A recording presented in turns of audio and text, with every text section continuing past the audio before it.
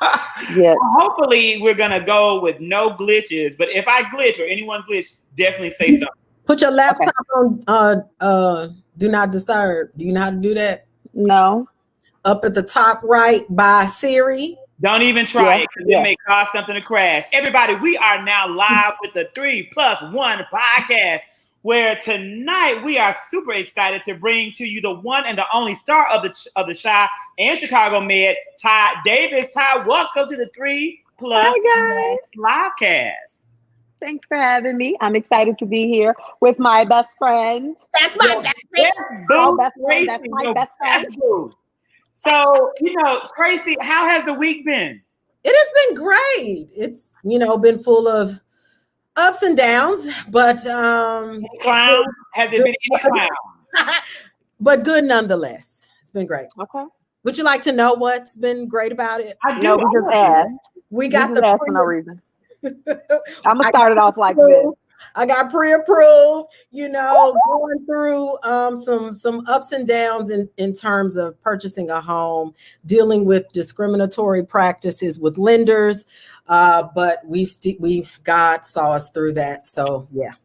Tracey, congratulations on your journey towards home ownership and sustainable wealth. We know that home ownership is one of the first steps to really increasing your net worth and really growing your wealth and your investment. So, and it is a process, and it is an unfair process. And I hope that you're taking notes, and at the end of the process that you're going to hold those people accountable who try to hold you back. And that's so timely at a time when our president is making a campaign issue out of not wanting low-income families and Black people to live in the suburbs. And so Dwayne is saying that he absolutely loves the shot, and he does. Dwayne. Dwayne is actually why I started to binge watch the show. So Dwayne, I want you to throw questions out and bring things into the chat as we engage. And I know that, the two of you, so let's just, before we even begin the questions, how do the two of you know each other? Let's talk about the relationship that exists between the one and only Tracey Bonner and the one and only Ty Davis. Tracey Bonner. You tell them, Ty, how we met. As a matter of fact, yes, let me tell it, because what she's going to do is tell her version of it, and it's not nice. So we were at an audition, and R. Kelly's Trapped in the Closet had audition, work was a little slow around that time. So we were doing a whole bunch of music videos, and he was the only person doing stuff. So Trapped in the Closet came, and we all auditioned for it because, cattle call. If you're a Black woman, come on. And I was in another audition with Tracey. Hi, guys, with Tracey. And I was being me, loudmouth, and talking to the room because I knew everybody.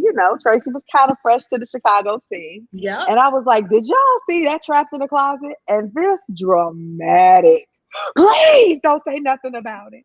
I'm in that. I was like, I wasn't going to say nothing bad. That is not how that part happened. I did this. Please don't say something bad about it. That's it. That is exactly how I did that. I just said, yes, I concede. You right.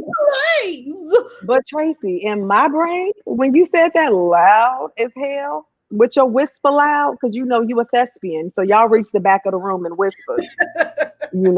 Us film actors. Remind me to tell y'all about how Tracey drugged me into this play. Which play? Which play was it? What you don't know can kill you. We used to do the Chitlin Circuit, child. We did. Not a shower. Me, Tracey, and Rodrigo Lee, honey. Rodrigo from collected those checks. Yeah. Mm-hmm. So Ty, you bring up a really good point early on in the discussion. You talk about, Tracey as a thespian or a theater actress, a stage actress, and then you being, more geared towards film. Have you always wanted to do film and television as opposed to theater? Yes. Why? Because I'm about to tell you, and it's going to sound very shallow, but realistically, as a single mother, stage just wasn't paying the bills. I went where the money was. And granted, I respect theater, and I will do certain theater shows if I like the project, if I like the people associated with it, I will gladly do it. Not to say I can't do theater. I just prefer the coins in film. and voiceover. That's where I went. And she's a voiceover queen of Chicago. Like a lot of these commercials that you're listening to, you were like the voice of Kmart at one time when Kmart was in business, voice of McDonald's. I mean, tell them, run down your resume. I'm eating. Okay. You know, I hate running resume. Popcorn. As always. Okay. It's a carb. Come on, snacks. Come on. Is it a carb? Is popcorn a carb? Don't tell me that. La, la, la, la, la, la. I have made things not carbs and I'm going to stick with it. Leave me alone. Tell them about your voiceover, voiceover career, because honestly, that is where I met her. Before that audition, my new voiceover agent was like, hey, you need to come in the booth. Chi Davis is coming in. She's amazing. You can maybe get some tips from her. And Ty walks in. I'll never forget, with my goddaughter now. She was a baby. She was in her and she gets in the booth, and it took her no time to go through this script, and I was just in awe of her. So I was already a fan of her before I met her at the audition. She does not know that though. Well, now I know, and I'm y'all, I'm so sappy right now. I'm not lying. I'm getting ready to cry. Bonnie, you never told me that. Why would you tell me that now? You were like a mentor to me before I even knew you.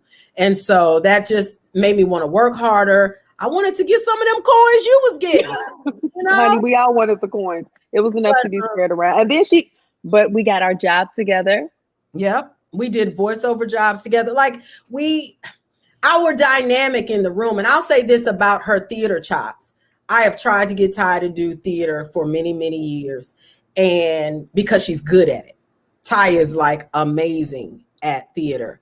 But like she said, it has to really speak to her because she lives in the rich suburbs and, she, make all the coins. So it has to really speak to her in order for her to do. And we almost came close to doing a 2-woman show. So maybe I wanted it so bad. I wanted that one so bad. We had a ball. We did a stage reading of it. It was amazing. Yeah. So the project has to speak to me. And I know that the viewers are going to throw out some good shy questions. So before we go into the shy questions, I also know that there may be some young people watching or some people, really of any age. Now, I think I really want to emphasize that you can do theater, film, television at any age. There is never an expiration date on your dream. And so with that being said, Ty, and also, even Tracey, like really what motivated you to pursue a career in the entertainment industry in the first place? How did you know that this was a dream that God put in your heart to make happen? So oddly enough, the backstory of me breaking into acting it was indirectly. My uncle at the time was an actor, and Jacqueline Kennard was his agent. Yes. And you remember Jackie, one of the very few Black agents in the city of Chicago at the time. She pretty much had all of us. She started it all. Then she went into casting, which is another story. Yep. But Jackie called the house for my uncle, and a very 8-year-old Chi Davis talked her ear off. I mean, he never even got the phone, honey. I think I talked that woman to death. And she was like, just bring her in and let's sign her. So it was that swiftly for me. Now my transition. 11 years old. 8. Wow. Yeah. 8. But then it was more print work, and it wasn't a lot of work for, kids my age. I came real close to the Salt and Pepper pilot, but it never went forward. And I fell out of love with acting. As an adult, I had to re-fall in love with acting. Tracey will tell you, I took a crazy hiatus. I was not interested. Yep. I went in for the audition on a dare. A friend of mine was like, you just sitting around wasting talent. Why don't you get a real job? I was like, I can get a job if I want to. And then I booked the Chi. Yeah. That's how it happened. I was on a hiatus. I was not interested. I was fed up with the politics and the maneuvering, and I fell out of love with it. And so I have a list of questions, Tracey. So I don't want to dominate and I don't want to, monopolize. So you throw out and jump in at any time. I talk to Ty every day. Right. But so that probably means that you have better questions to ask than I do, but I'm going to go right into, Todd, it seems as though your work in this role on the Chi was like a preordained, God-gifted moment in your career. Especially if you were at the point of saying that I no longer think I want to do this. And that was kind of like God's confirmation. And not only that, but the show has done so well. And your character, in my opinion, has been so beautifully portrayed by you. And so we were talking to all of our viewers a little bit before we went live, because this is my first time meeting Ty and engaging with Ty. And as I said at the very beginning, Dwayne Carter, who is watching, posted about the Chi on his Facebook. And I have been, hearing about the program, but I don't have Showtime. You make choices, right? I chose Stars and Power over Showtime and the Chi. I'm not going to yell at you for that right now, but we'll talk about it later. And so when I saw Carter's post, and he's an English teacher like me, and I respect him a great deal. We used to work together. So when I saw that, I was like, you know what? If Carter is saying this is a good text on TV, that's how I view good television, is a text on screen, then I need to give it a shot. So I went ahead and I started to binge watch the Chi during quarantine. On the pilot episode, you have a variety of plot lines getting ready, like a lot of seeds being planted. But at the same time as those seeds are being planted, you still have a very coherent storyline developing that brings it all together. And I'm going to be honest with you, Ty, your character in the very beginning was actually of the three moms that are portrayed in that pilot, your mom was my favorite. And your portrayal to me was the strongest, period. That girl looked like what she going through. That's what I'm saying. Because again, of the three sons who lost their lives in that pilot, I felt like your son had was given one of the the worst deal, and it was unfair. And how you internalized that pain and then responded to that pain was so real and so authentic, in my opinion. My question to you is, I wanted to see that character grow more. Now I'm in the middle of season 2, and I have not seen the character grow as much as I want her to grow. Why do you think that is? You tell me why they ain't giving my baby the screen time she deserves and the storyline development, because the portrayal was excellent. The character has so much room to grow. When we gonna see her grow more, or do I see that in season 3 and I just don't know? Well, I think we have 2 more episodes in season 3. I will not lie to you. I'm in 3 episodes this season. I was in the 3rd episode and I'm in the last 2.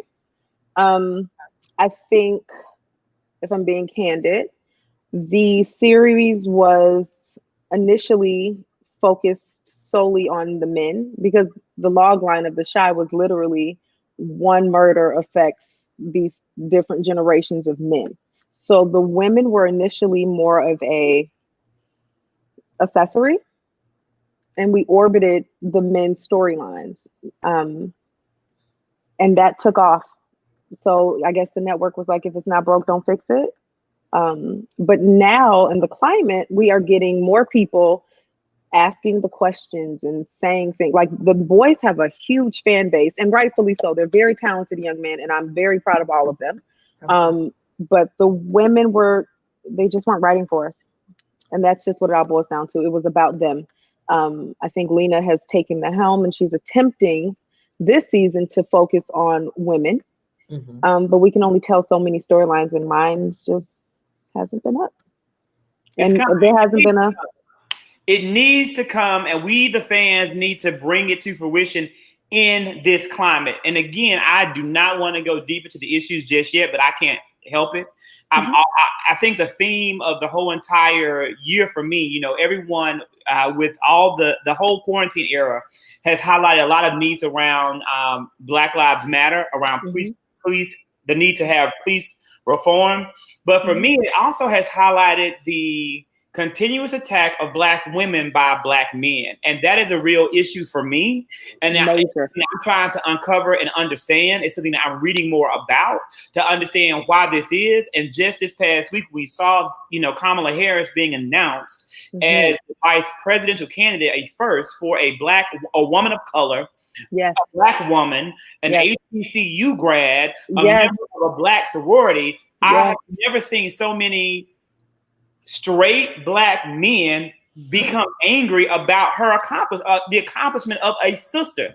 So all of that just really, it angers me, it disappoints me, and it brings the point of that we need better representation. Yes. On shows like The Chi, of the struggle of women that is not one-dimensional. And that's what I loved about your early portrayal, is that it wasn't one-dimensional, and it wasn't stereotypical, and it wasn't what you thought she was going to portray. The whole concept of the strong Black woman who is going to continuously have to self-sacrifice her emotions and her feelings, that is not what you portrayed on that screen. Your character was like, no, I want revenge. I want a reckoning. And it was, for me, a bold step forward for the three mothers. And that's what won her over for me, period. So I appreciate that. And we have work to do too, right? Fans have work to do. And we can see how when we amplify our voices and demand more of Hollywood, we get results. So, Ty, we're going to fight that fight for you and all of the women, Tracey, who are in the industry, because we don't have it. We have to, because because when we don't do it, you have our male actors getting a lot. We want them to, but it does not come at the sake of our women. Well, I'm in agreement, and I thank you for saying that. But I think the thing for me about Ty and her career, a lot of people need to know about her versatility. Ty was on Roll Bounce, Ty was on Barbershop, Ty, you did a BET film, Chicago Med, and now on The Chi, your range and your versatility, your ability to really be vulnerable is something that I admire as a fellow artist as well. With you being a single mom and having to choose roles, like what do you do because Black actresses, we don't have a lot of opportunities. So when we get opportunities, we have to be careful, very selective.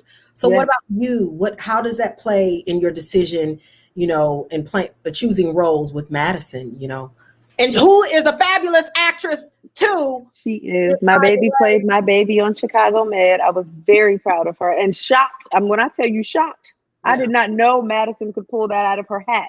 She had grown men crying. I was very proud of Madison. Yeah. Although she says she's not coming back. So she's a one-hitter quitter, honey. Madison's like, I'm an artist. I'm a musician. Forget it. But back to the topic. When I select roles, keeping it a buck, I'm just not my mom's generation of mom. You know what I'm saying? Like, I don't lie to my kid. We have very candid conversations. I apologize when I'm wrong. I apologize if I have misplaced anger. I ask her input on things. I ask her why she made decisions that she made, because I just feel like the psychology of it all is the beginning of the oppression. So I want her to be comfortable in her voice. I want her to be comfortable saying no and setting boundaries, because that's something that I wish I had done earlier. Becoming a mom was the thing that made me set boundaries. I have become ferocious in ways that I was not prior to Madison. So I will say that being a mother and a single mother, my ex-husband and I, we co-parent, but I'm carrying the bulk. You know what I mean? And Tracy's carrying the other part. We'll talk. Okay. Tracey has been my baby daddy. I'm not going to lie to y'all. That's her baby. And so, that is, so how do you balance your personal life, which you keep very, very private, which I applaud. So I'm not going to ask too much of that. I did my research. I saw where you were like, nope, not my life. You're not going to know about it. So I don't want to know too many specifics. I wasn't going to even mention the baby. I want to know just really, because this is something I think for those people who are watching, who aspire to go into the industry, how do you balance your personal life with your professional life so that you have a balance? And that's something that Tracey and I've talked to Tracey about it, because, a lot of people think that the life of an accomplished actor or actress is one that is always in the public. When the reality is, for the majority of people in the industry, it's not public. You do have a balance. How do you do that? I turn it off, because Tracey and I have this big thing about not, hey, Delali.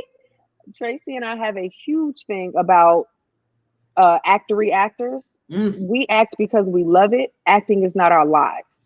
So as and our friend circle is the same way. If acting is your life, I'm not knocking you, but we can't be friends because there's a certain ego that surrounds that.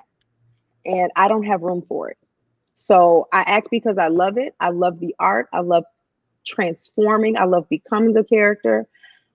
It is when I'm done and it's cut, I am back to being me. I don't want to talk about acting. I don't want to talk about auditions. I'm not interested. Now, if you're asking me for help on an audition, cool. If you're asking me about information in the industry, no problem. But if all we have to talk about is acting and resume running, I am tuned out.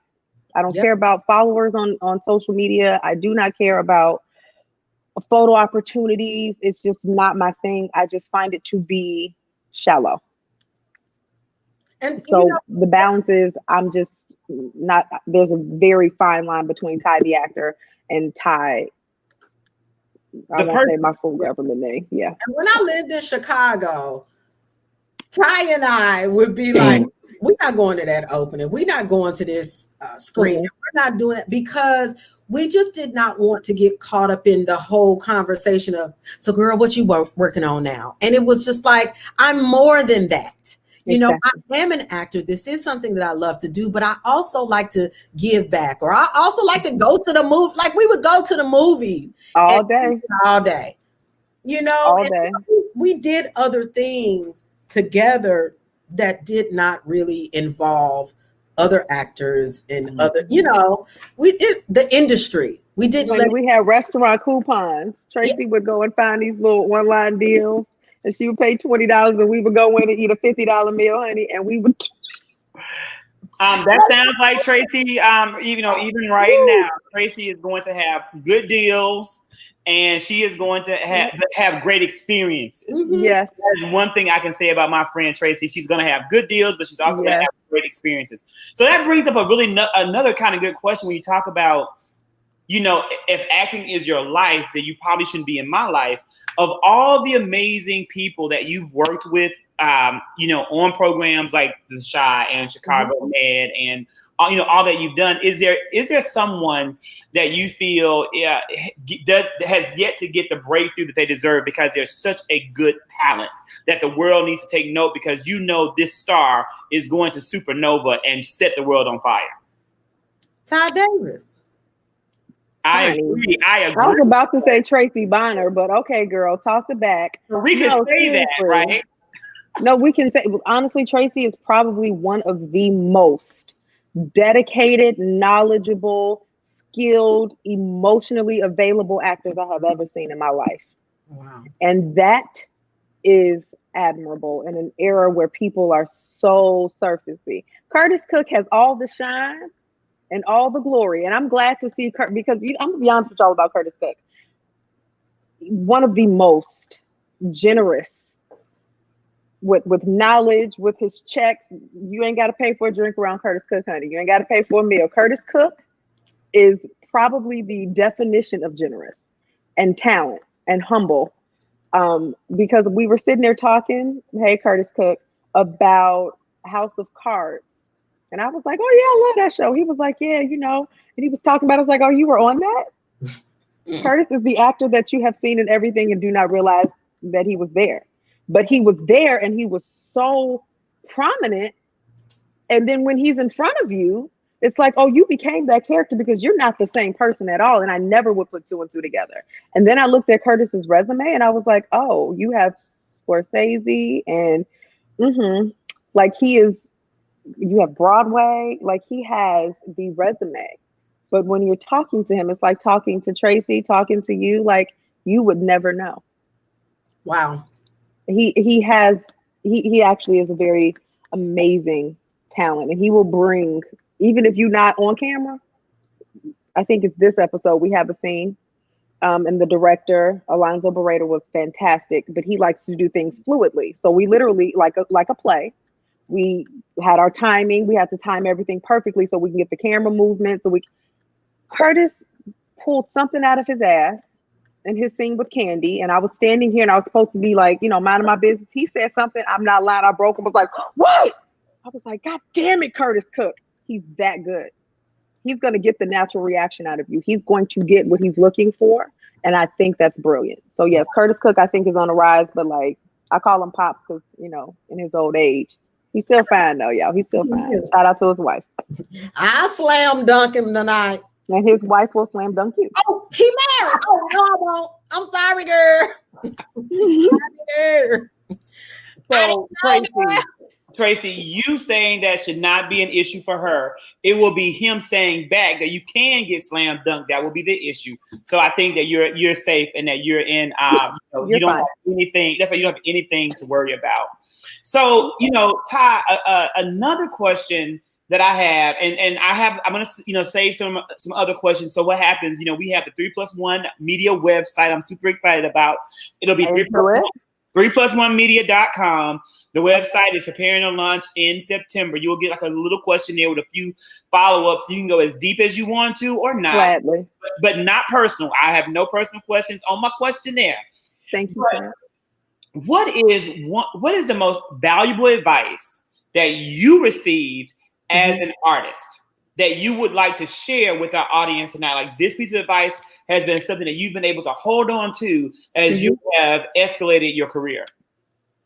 Oddly enough, the thing that is applied, Shirley Portia at Burrell Communications has always told me and always reminded me, and this is carried through my personal life and my career: you are the prize. Do not ever enter a room and not remember that you are the prize. It has helped me in tremendous ways because I go into these rooms nervous like every other actor, self-doubt like every other actor. I think every good actor questions themselves. Every good artist questions themselves and pushes themselves, and it always makes you nervous. Yeah. Honey, I'm going to tell you, as soon as that camera started rolling, I tell myself, you are the prize and they are here to see you, and that's where I go. It changes my confidence level. I negotiate the rates that I want. I say no when I need to, and I stand on it, and I'm okay with it. And I can walk away. You are the prize. You want me to show you the scene that says you're the prize? Yes. This was my favorite scene of the season 1. This scene, the level of like the dissonance and the dissonance and the level of tension there between these two moms. Yeah. And the juxtaposition of who they are as characters and how the two of you are portraying them. Yeah. I loved it. Yep. Thank you so much. Working with Sonia Stone as a fan of The Wire, that was Kima, honey. And then I was like, I'm getting ready to work with Kima at home. I didn't have to move to LA to do it. Yeah. Honey, I was living it. I was in it. I was eating it up because she is going to give it to you every time.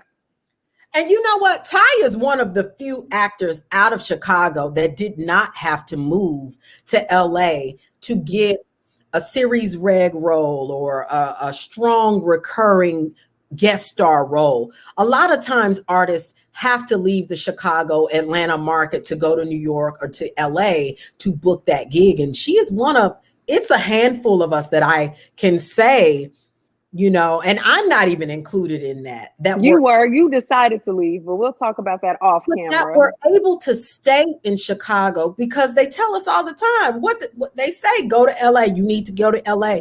In Chicago, Ty was able to do it. And that was the one thing that I also admire about her the most is that she always said, I'm not going to LA. LA is going to come to me. That is the drawing power. You are the prize. The way that she's able to speak things into existence, she's always been like that. And I've always, Ty, I've always admired that about you. Thank you. I've just always been, why can't I be more like Ty? Be more like my mom because she is the epitome of speaking things into existence. I can't take no credit for that. My mama will tell you something's going to get done and it's going to get done. And I'm talking about the most impossible thing. Yeah. She gets it done. I get that from my mother. I cannot take credit for it. I saw her confidence and I ran with it. Period. So are you from Chicago? Born and raised, yes, sir. Wow. And so Chicago is home. Mm-hmm. But that's why, going back to what you were saying earlier, talking about God or like it's all ordained, because when I tell you that pilot season, I went out for like a gazillion, because Tracey will tell you we got them back to back the day of. 12 pages did not matter. And the one that I really wanted, and I was like, this is going to be a stretch, they're going to cast out of LA, was The Chi. Mm-hmm. And I was on hold for Tracey. For the same role. Yep. And when Ty got it, I was like, yep, that makes sense. You know what I'm saying? So I was excited because my best friend's name was Tracey and I got to play Tracey. So it was like me jumping in Tracey for a second. It was kind of cool. It really is even more like God driven that you are a Chicago native. Yep. You need to be on The Chi. Your best friend's name is Tracey. You play the role of Tracey. It's so many pieces to why this was a true like journey moment. And that's really, and oddly enough, I had just gotten out of Tracey. And it was a terrible, like a long-term relationship that went really bad. He put his hands on me. It was over with. And I was super like depressed and hurt and confused. And I thrust myself into that pilot season, like I said, on a you can't do it, so let me see it. And I don't think I've ever been so grateful, because that helped, like art has helped me through the worst times and the worst periods of my life, which is why I respect it so much, which is why I don't say yes to a project if I don't feel it here, because I'm not going to be able to do it justice. And I feel like it deserves that level of respect, and not just how many followers you have, who you know. I think that when we get back to the basics of what the art is supposed to be, it will translate across. And I think art has always been a bridge. It has always been a bridge to stop a lot of the hurt and the angst and the anger and the pain, because we're all looking for relatable things. We're all looking for somebody to relate to, even in an exaggerated way. I've had people be so upset that Tracey was like, go do something. But I'm like, what would you do if it was your kid? Would you not want revenge? Tell the truth. Even if that's not what you wanted in the long run. Of course, Tracey had to deal with that reality. It was like, oh shit, you really did what I didn't tell you to do that. It was a kid. Why you do that? Yeah. But I've had people really respond like, yo, that's how I would feel if something was taken from me. And if my child was taken from me, that's what I'm saying. If my child, my only one, I only get one. And Tracey's backstory was one that was tragic. You know what I mean? Like, sold off by a crackhead stepdad. Where's Tracey's mama? We'll talk about it later because I don't know either. You know, just a backstory of just pain, and nobody nurtured her. This is a woman that found her love in her child. That was her freedom. That was her joy. That was her life, her light. And it was snatched from her. Wow. What would you do? And that's why we need more of her. And that's why we need to go deeper on the screen with this character, that is so beautifully developed, but is undeveloped for us, right? Like, we know it's there. In the brief glimpses that we've been given of Tracey, we see these pieces. We know this is her story, but we haven't seen it brought to life for us. And we want it. We want it. As a Chicagoan, is that what we call them? Chicagoans? Chicago. We're from the Chi, whatever. Yeah. Chicago. We don't talk right like that. Now, you know, your president is making a national spectacle out of the city of Chicago and saying that the city is in disarray, that Mayor Lightfoot is failing the people, and that you need massive intervention from the federal government. To what extent is this true from what you've seen, and how has Mayor Lightfoot served the people, in your opinion, as a resident and a native? So I will say this. We are in a very amazing position right now, because we have a Black woman who was a part of the LGBTQ plus community, who has seen the turnover of how white males have run our city. Now, do I agree with the level of violence and chaos? No. But do I understand it? Absolutely. And I do appreciate the way Mayor Lightfoot has approached the situation, because she doesn't come from a non-empathetic position. She absolutely understands why her people are doing these things. Does she call out for us to be a little bit more calm because she has the reins? Absolutely. And I wish we would understand that when we're putting these burdens on the shoulders of Black women, as society often does, Black, white, all of us, you all really want Black women to carry all the burdens, and then y'all want to continuously tear us down. Okay. It's not fair. You want us to be your mamas, your nannies, your maids, your cooks, your chefs, your accountants, your executive assistant. You want us to be all these things. Teachers. And give us high fives when you talk about how proud and how strong we are. Nobody is catching the Black woman's tears. And nobody's willing to shoulder the burden to the Black woman after we put all the burdens that we have on the Black woman. That's what I'm saying. So being in the thick of it and seeing the city in the state that it's in, as a Black woman and as a Black person, I will say, kind of had it coming, y'all. Everybody makes these statements in passing, like, oh, they're not going to understand till it's in their neighborhoods. Well, now it's in your neighborhoods, and now we're going to get results. As far as the tweeting president, because he is a Twitter finger person, he can run this country, let alone this city. So he is a non-factor. I think our governor and our mayor are doing a fantastic job of keeping us afloat. I think they stepped in when COVID was running crazy. Mm-hmm. We had downticks, and I think it was an embarrassment and a smear on the president's resume, because he has a problem with anybody that shows what's supposed to be done. And Illinois, as well as Chicago, show the world, along with New York, New York, yes, that we have Democratic elected leaders who can do a significantly better job.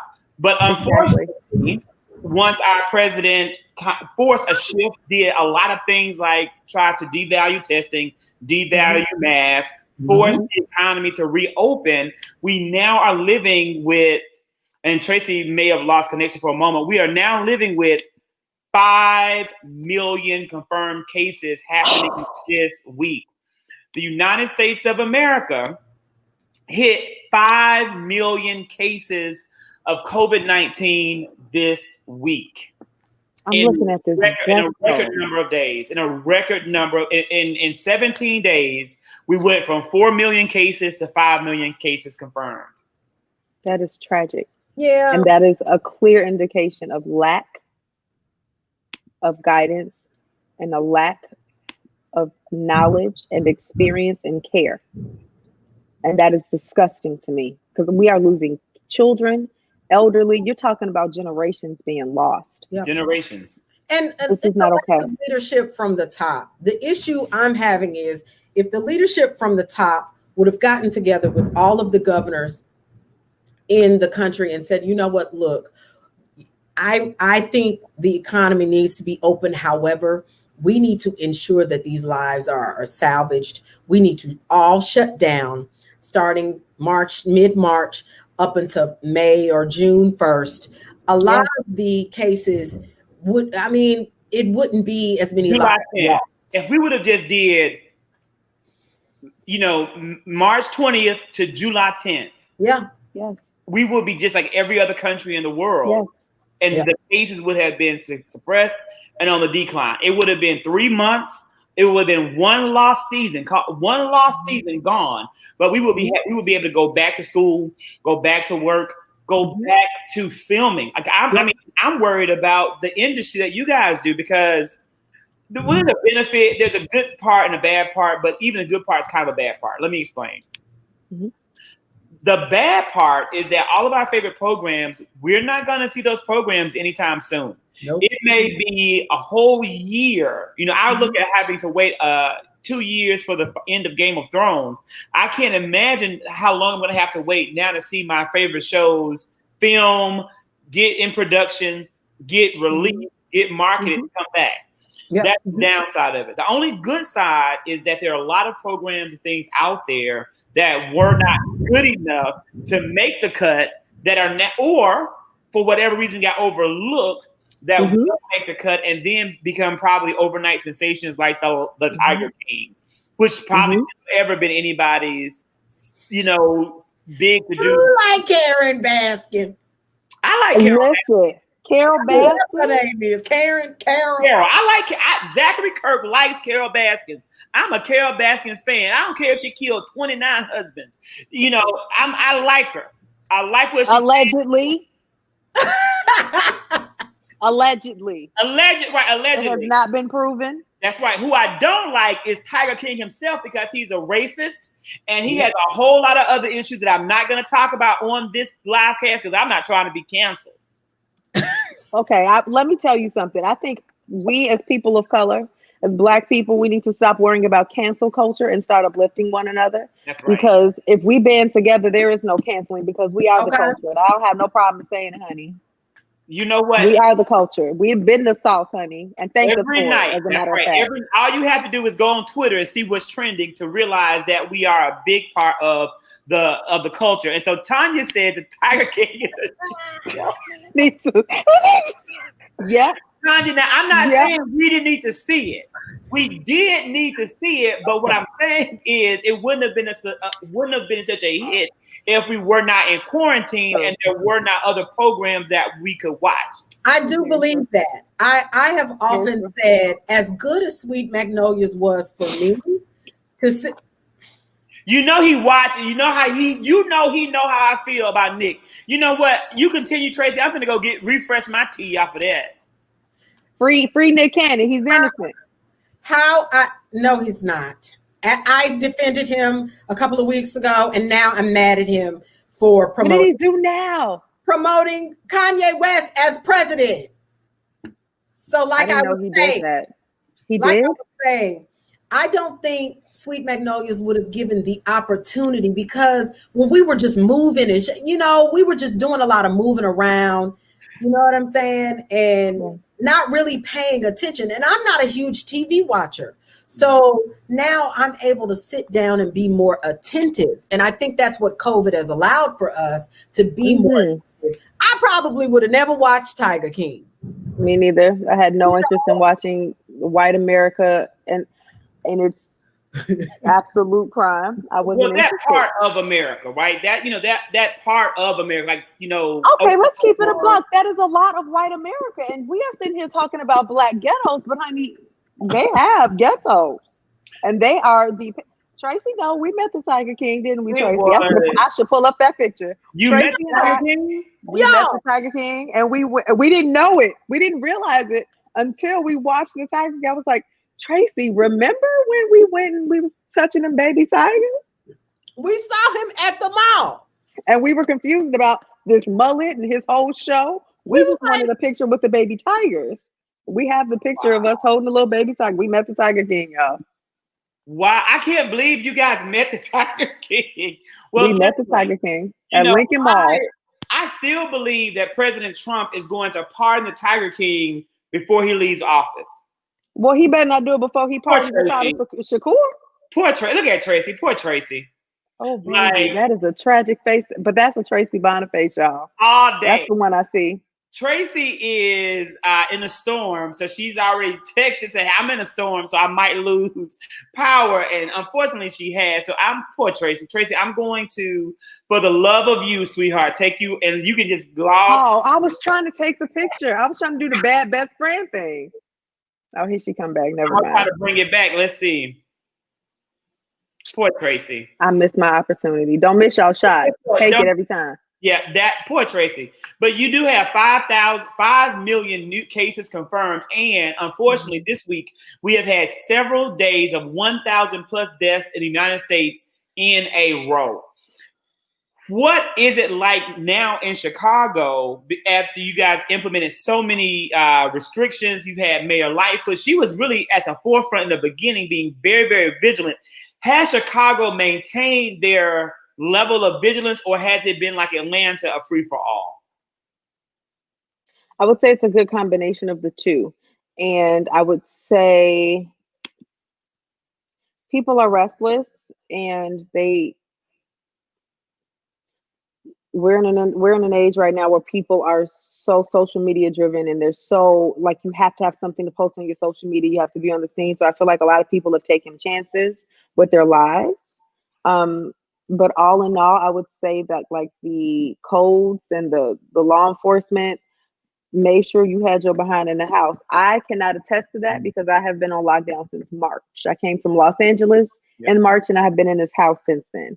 So stir crazy is the thing, but you just got to find ways to make it work because I value everybody's life. Mm-hmm. I do. I don't think it's worth the risk. We have done things that you did to make it work and to cope with quarantine life. I'm fortunate. You know, I have my kid, I have my sister, I have a best friend that falls asleep on the phone with me at night. So I don't have. I will say I bought a row machine. I bought a million those little resistance bands. I think I have all of them. The whole set. I bought the strips, the strands, the bands, a lot of Netflix. Yep. I think I've watched everything on Netflix, like all of it. I don't think there's a part of Netflix that I missed. I've now moved on to Hulu. I've decided that reading books is a thing, but also I grew up in a time when your mama would send you to your room while she was with her friends and figure it out. Ty, I need you to read a book for me. Start on it, get it. It is a lot to read. I'm not going to lie, but it was a life-changing book that I read over quarantine. It is the first book that I'm having for the 3+1 Media Book Club. The name of the book is Stamped from the Beginning by Dr. Ibram Kendi. It is super famous now because of all the things that have happened around protests and civil unrest. And the book is the point of the book is it is a definitive history of racist ideas in America and how racism had to happen to create America and how it has to be perpetuated. And it talks about how people like President Trump is able to use these racist concepts that are so deeply ingrained that people don't see them as racist. Like an example being the concept of black on black crime.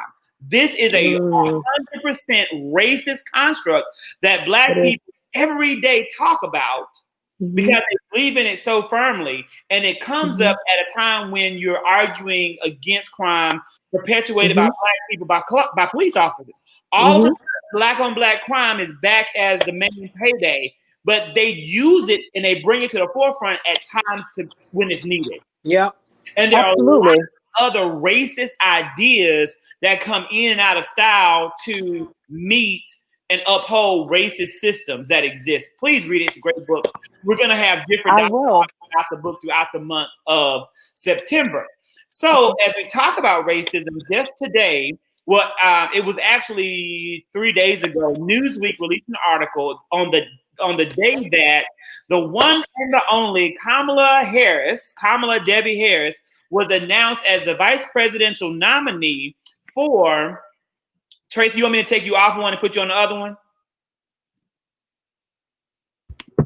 I'm sorry, it's storming on my side. I shared that. It is a huge storm, and I'm kind of nervous. But go ahead. Right? It's gonna pass. All will be well. Put what he put back up there.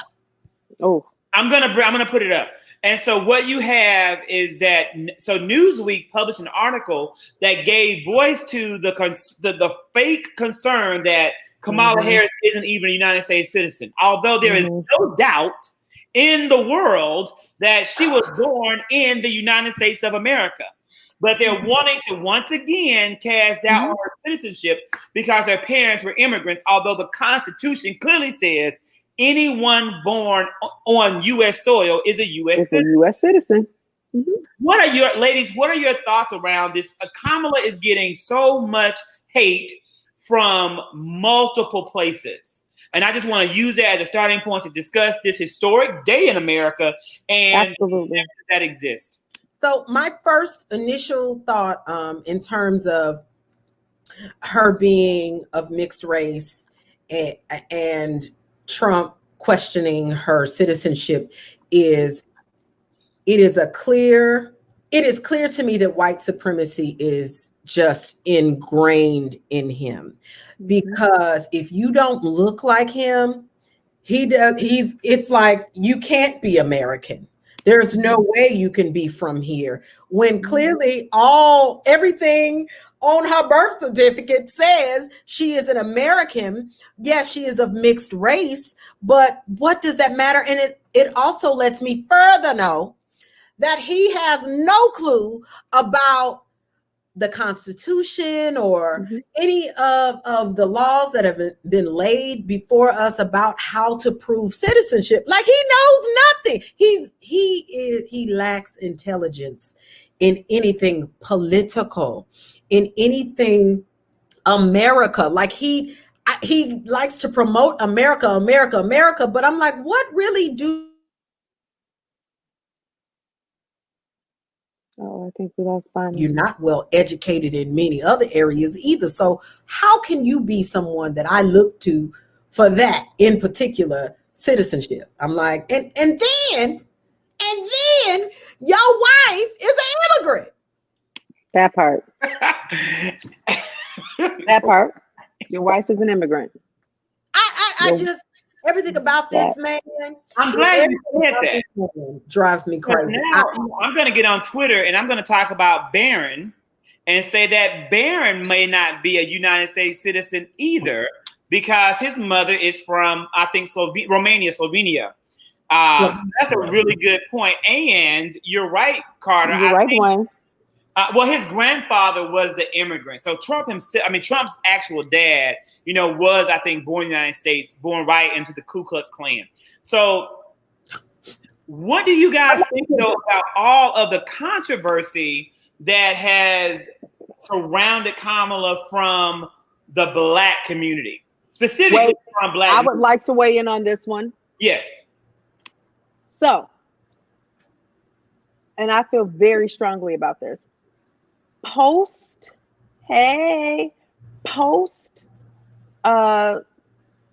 George Floyd and currently Breonna Taylor, we have seen so many people use Black Lives Matter, protect Black women. We have to do a better job with surrounding Breonna Taylor. And I agree, we do. And yep. I was just so disappointed to see how many people, particularly Black men, who were so proud to say that they're willing to step up, put their toes on the line, be 10 toes down for Black women, and be so ready to tear one apart when we're in the middle of making history. I saw so many Black squares. I see Breonna Taylor's face every day, and I should until that woman has justice. And I hear so many Black men promising to protect, never to neglect again a Black woman. And here we are, when it's time to put your foot in it, be knee deep in it. You all have recklessly abandoned this woman. And it makes me so disappointed, because I feel like there is enough white supremacy in this world to tear her down in a time where we should be standing with one another in all of our flaws and faults, because if you show me a perfect person, I will show you a liar. Okay. Nobody on this planet would be prepared to do the job that she's attempting to do. If they decided to go through and scoop up all your shit and throw it back in your face right now, you would look a whole fooly wang fool. Okay. Now we know what we have in office right now, and we know we can get 10 more years of that if y'all let him. Okay. What is the alternative here? Are y'all voting for Kanye? Because that's voting for Trump. And I know we are all American citizens and our ancestors died for our right to vote. But I see people saying that they're not going to vote. I see people saying a vote is not worth it. We saw what that mentality got us. Here we are now losing lives to a disease that could have been handled, taken care of. But we have a president that has dismantled all things that Democratic people, Barack Obama and his cabinet, have put together. They dismantled it off of the strength of pure hatred for Black skin. Yep. Holding us accountable, making us show birth certificates and all of that. Did y'all do that to Reagan and Kennedy and Bush? Nope. They are constantly, and I will say this, redlining us, because y'all love hot topics and buttons, and stopping us at every turn. It is now time for us to stand up and be with this Black woman, because the alternative is more of what we have. So I know what she has done to Black men in the past, and it broke my heart. I ain't gonna lie to you. Yeah. But the alternative is what they're doing to Black men right now. Okay. And we have to stop that immediately. And we have to recognize that she held herself accountable, right? For some of the things that she had done as the district attorney in California and in being a prosecutor. I mean, defense attorney. What? No, she was a prosecutor. So, Tracy, did you see that clip I posted today, though? Because I've been doing deep research, and I posted a clip. I posted on Facebook in our group as well as Instagram. And I'm so thankful that a good friend of mine, he was in the Arizona Senate, Kelvin Atkinson. And he went back because he remembered Kamala Harris, and he searched his butt off when she was on Tavis Smiley's C-SPAN special about the state of Black America. When she was the district attorney in San Francisco. And she talked about exactly what her story was in terms of, this is the law. It's my job to uphold it, but let me tell you how I'm changing it. She was talking about deep criminal justice reform and avoiding recidivism of Black men when she was a district attorney. Republican-controlled conservative media, they created a false narrative around her to make us hate her, because they knew when she won Attorney General of California as a Black woman for a statewide office, they knew then she was a force to be reckoned with. It was advantageous to the Republican Party to tear her down quick, and they've only sowed seeds into that they try to bring to fruition to make it happen. And this is not, and I know I'm not wanting to knock a leader in your industry who everyone respects, including me. I respect and love Ava DuVernay. I do. But let me tell you about 13. I look at the funding of this program. Who paid for this? Who put the money behind what you've done that is now so prevalent and now coming to fruition to attack Joe Biden? Because it wasn't made to attack Joe. It was made to attack Hillary, because Republicans knew she was going to run. They were gearing up. How can we get her? So we get a prominent Black filmmaker to make a film about mass incarceration, and we portray the Clintons as the villain. Biden is just collateral damage, because here's a way to jab and attack President Obama. Because they're invested in tearing down and attacking Obama, not knowing that Biden would be the nominee. Look at the funding. Whenever something is out there that's made to follow the money, our community, I want to look at who's behind it, who's paying for it, who's bankrolling it, because that to me says a lot.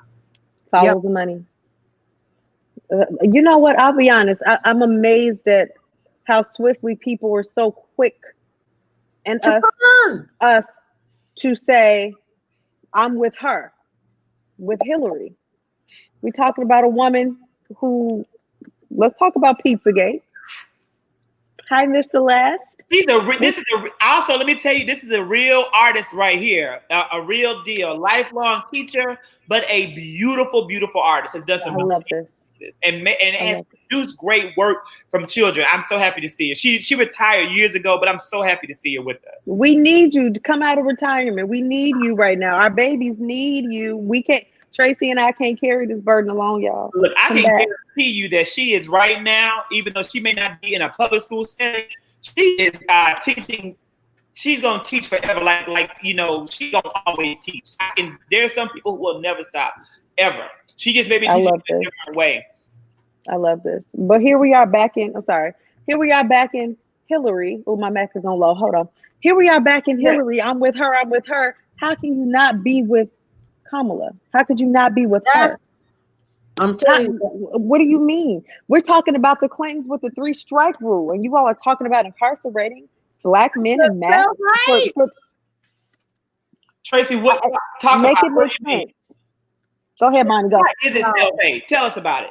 All day I have been on one, because I had a cousin send me a video last night of an interview with Kamala talking about reparations and how she avoided the question and was really just talking about some of the disparities within our communities, but never really spoke on reparations. Well, here's my view about reparations. Do we deserve it? Absolutely. Are we going to get it? No. I truly doubt it. And anybody who's promising it to you was lying, black, white, or purple. So why keep looking for that to be the defining factor of who we choose to run this country is beyond me. We're not gonna get that. We're gonna get some form. I do believe. Let me tell you. So I wasn't for it. Remember, we had a conversation on this live cast, and then I went and did my research. I'm a very opinionated person, but I will admit publicly when I am wrong or change opinions. I do believe that we're going to start getting in the Biden administration a slow rollout of. Yeah, I do believe that, but I don't believe that we're going to get the full we never getting 40 acres and a mule. Forget it. Make the country bankrupt. Ty and I were talking about this earlier, and that was something that you had mentioned. But here's my other issue is that these people who are talking about Kamala and bashing her, they don't ever say nothing about none of the other stuff. And I'd be like, well, where is all this disdain when Trump is doing all he's doing against everybody? That's right. Where is all particularly you all, particularly Black people, Hispanic people, people of color. Are y'all kidding me? He's anti-gay, anti-color. He's anti anything that is not white. And how dare you all to attack? I want to throw a name out. I've been waiting. Daniel Cameron. Uh-oh. You want to attack an attorney general? You want to attack someone? You want to sit up here and you want to attack Kamala Harris, who is an attorney general, but you say nothing about Daniel Cameron, the attorney general of Kentucky. So we talked about him. That is another thing. It's like I have a word for him, but I'm not going to say it on this line because I don't want to. You will not. You cannot be canceled. But it starts with a C and it ends with a we are not here today. Y'all see my lovely shot? Like I rep the shot everywhere I go. Let me turn this. Y'all see this? Look, What were you ladies saying about our good friend Daniel Cameron? What I'm saying is, if you're going to have this energy for this woman, you need to have this energy for everybody. And I hate that it appears that Black people, we take these opportunities to tear our own down, but we don't, especially women, we don't do this to men or white men or others in other communities that have done this to us for centuries. I don't understand the logic. So I made a Facebook post. Look, I'm not tolerating any Kamala bashing. That is because some of y'all, and I said it in my post, don't even pick up the trash and the litter in your own home, let alone in your own neighborhoods. You don't go out and do certain things to help build your immediate community. You don't do things to bring about change, but you sit behind this phone and get the Twittering and things. Listen, the truth of the matter is we can find a problem with everybody. With everybody, we can find a problem. What we need to do is start looking for and allowing change, evolution, and forgiveness, because there is not one person on this planet that hasn't said or done something questionable. Right. Leave the woman alone. Daniel Cameron. We're going to be doomed to more of the same. Daniel Cameron, is the Attorney General of Kentucky, and he's Republican. He's a Black man, Republican. He just got engaged to his, beautiful white wife, and they had their beautiful engagement photos posted. And he was too busy from the state level, the top prosecutor in that state, to make any arrest, investigation, or charges against the killers of Breonna Taylor. And that makes me sick. This Black man today, for the first time in 5 months, finally sat down and actually met with her family. He didn't offer any type of condolences. He did not offer nothing. Today was the first day since, and we've been fighting for Breonna Taylor from the moment it became public. But the Attorney General, a Black man in Kentucky, just met with the family today. But yet and still, all the Black men on my timeline and half of the Black women on my timeline, they want to attack Kamala Harris. But they don't want to they don't even know who Daniel Cameron is. That is what bothers me. I don't believe everyone should be a news junkie like I'm a news junkie. I don't believe that. But you should at least be informed. If you're going to attack Kamala, sit down and look at the facts. Do some Googling. Read the Wikipedia. Yes. Like, your mama told me to put my hat to the middle. I'm sorry, Miss Wanda. I was getting fresh. Honey, she from the old school South Side of Chicago. Don't play that look like gangbanging. Put it to the straight, honey. You neutron. So y'all, my heart is breaking. I'm crying because Brianna is still like, I'm so tired of seeing Black women torn down. Y'all got to stop this shit, man. Yeah, man. And it's constant. It's constant. And it's not stopping, and it's not abating. And again, people are losing their lives, and it's getting brushed under the rug. Just today, there was another instance I saw on Tracey. I think you will be when we interviewed James Woodall, president of the Georgia NAACP. There was another police officer involved shooting in South Georgia today. What? I didn't hear about this one, y'all. Years old. He's 60 years old, a traffic stop. A 60-year-old grandfather was shot and killed, and they're hopefully, trying to bring the story to light. Bring the story to light. So, this is a heavy topic. I was going to go and talk about how the people are now attacking Kamala's husband, who she just married. It's not like she's been married to the man all these years. They just got married a couple years ago. 2014, but we won't talk about that. We'll light it up a little bit, and let's talk about some WAP. Let's talk about WAP. Let's talk about pussy power, shall we? I'm into it. Thank you. Tell us. I'm into it. I'm just confused about why people are so offended by the song, but y'all were okay with Luke talking about pop that pussy. Pop that coochie. I'm so confused. Are we only allowed to glorify vaginas when males are at the forefront telling us what to do about it? I'm so confused. Do I need permission? The shock value for me is that it's a commercial success. When we grew up, certain songs were an underground success, like Black King by DJ Quick. We had to sneak and hear that, you had to buy the album, but this is a commercial success. I think the video is aesthetically pleasing. I think the ladies look pretty. Excellent video. I love Megan Thee Stallion. It is really Megan's song. Because lyrically, she just knows how to deliver lyrics. She's a lyricist, in my opinion. Come on, Dwayne, you better say it again. This was all about women and their empowerment and taking back control of a thing. Like, y'all trying to tell us how we can have kids, when we can have them, how we can't, what we should do with it. Everybody's okay when y'all sling and slob on my knob like corn on the cob, but y'all are upset. Check in with me and do your job. Lay on the bed.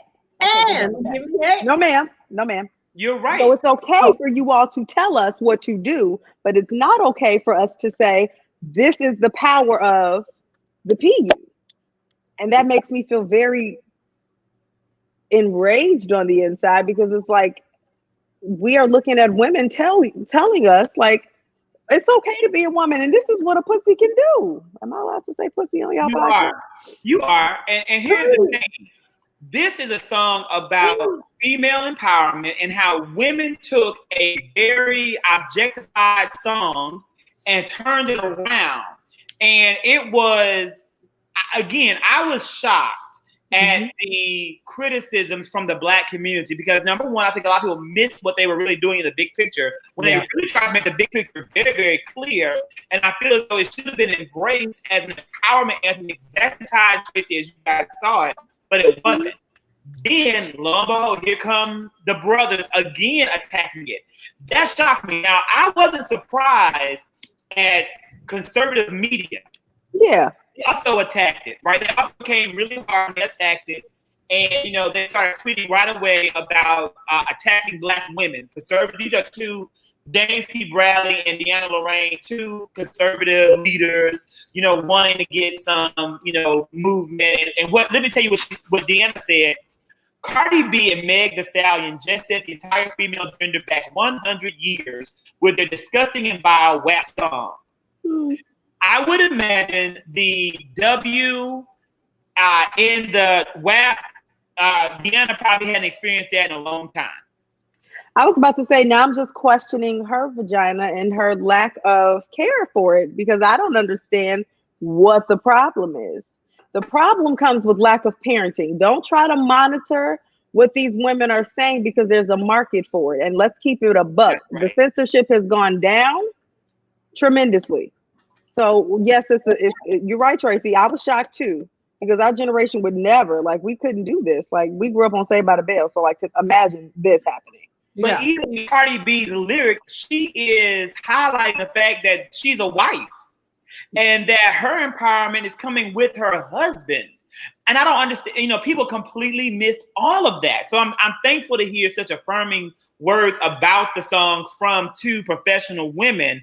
And Celeste, you absolutely are going to have to listen to it and listen to it from the lens of Black female empowerment. I'm more concerned about the lyrics in the delivery of the lyrics. Like, for me, Megan Thee Stallion really took over the song. Cardi B sounds elementary. You know what I'm saying?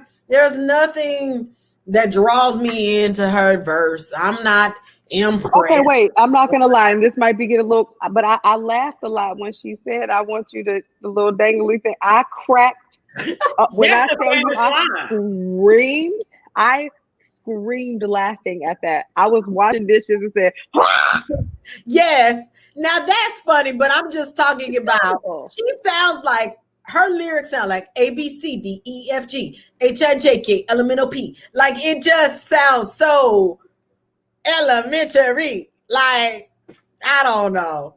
I mean, if she can rap, we are now at this point, we dicing potatoes and onions.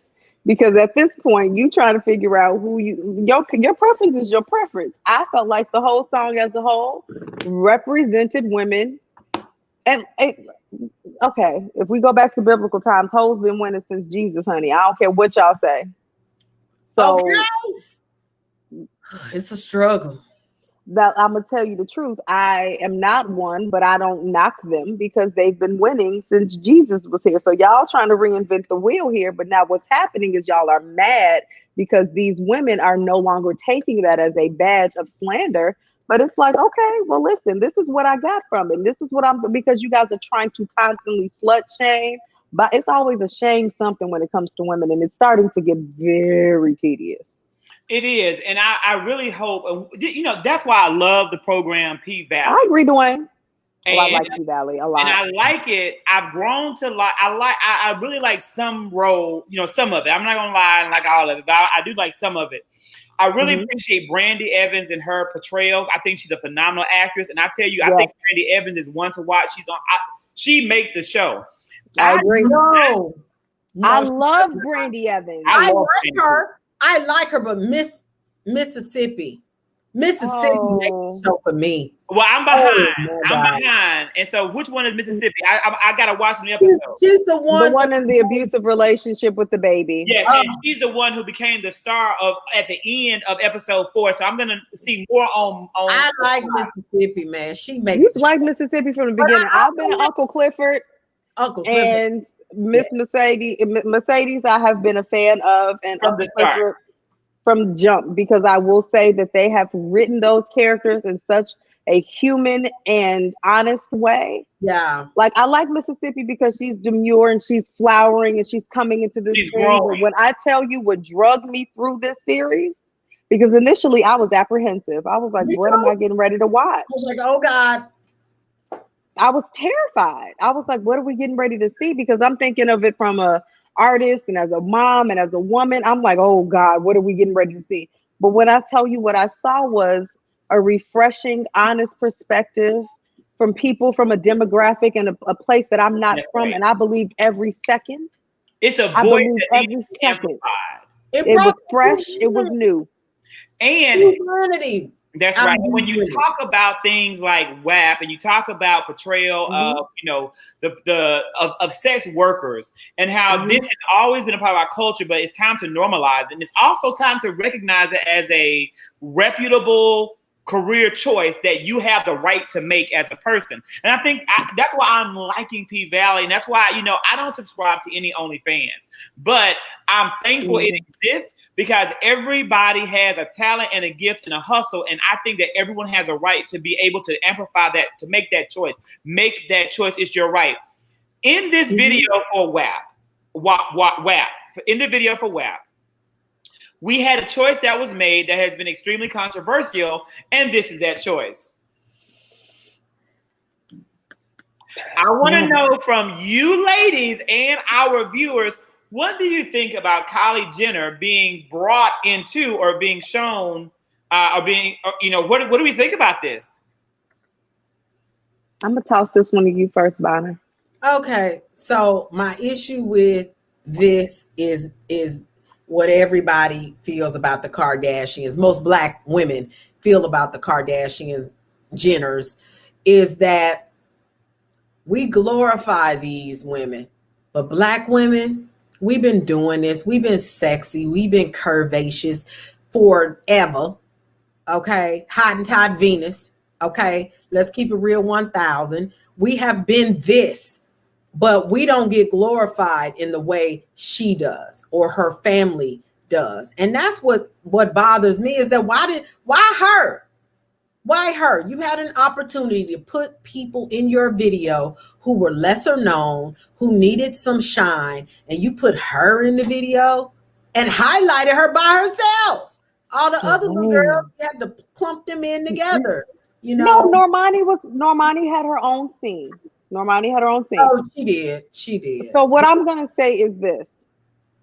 To your point, Bonner, as a Black woman,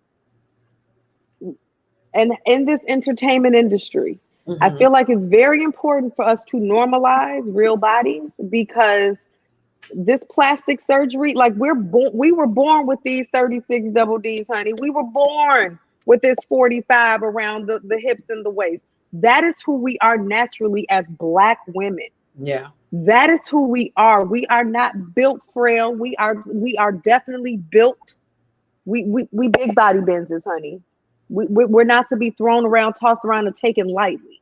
So this industry has absolutely normalized a size 2, a size 0, a size. And if we gain an ounce of weight, we are looked at as fat, a problem. We need to lose the jiggle and the wiggle, but you guys are injecting it. So I understand that perspective and that angle because realistically, it's like you all roasted our cornrows, our door knockers, our hips, our lips, our curly hair, but now y'all are crimping it, tanning it, injecting it.